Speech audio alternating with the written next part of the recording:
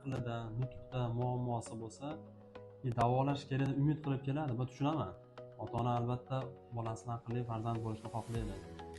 Lekin men qo'limdan shu yordam berish kelmasa, to'g'risi, vijdonim ham qiynaladi.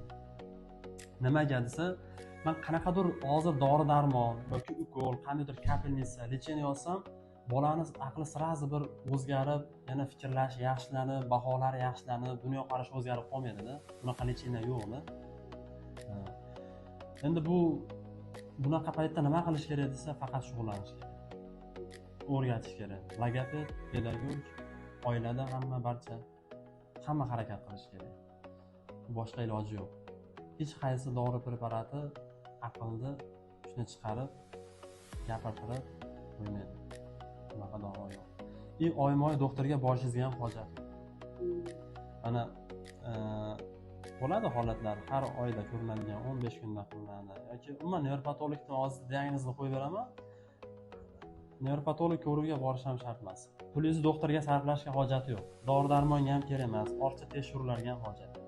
Buni qanaqadir boshida черепное давление yoki kista, bu unaqa narsalar emas, endi bitta muammo. To'g'ri yo'lda qilish kerak va tinimsiz mehnat qilish kerak. To'g'ri, ideal sog'lom bola bo'lib ketmasligi mumkin. Tengdoshlarda ham bo'lmasligi mumkin. Lekin vaqtdan yutqizmaysiz, dori-darmon bilan jigarni zararlamaysiz, pulingiz tejaladi. Tinimsiz to'g'ri yo'nalishda ketsangiz, ma'lum bir miqdorda bir nimaga erishiladi, maqsadga erishiladi. Shuning uchun faqat o'rgatish kerak xolos. Ko'p shug'ullanish kerak, boshqa yo'li yo'q buni. To'g'ri qilasiz. Isming nima? Sardorbek. Kim bo'lasan katta bo'lsa? Melisa bo'lasan. Yaxshi o'qisa Melisa bo'lasan. Kelishding-a? Matematikani o'rgangin, sanashlarni o'rganib olding-a? Bilasanmi sanashni? Sana berasanmi? Bitta sanachi. 2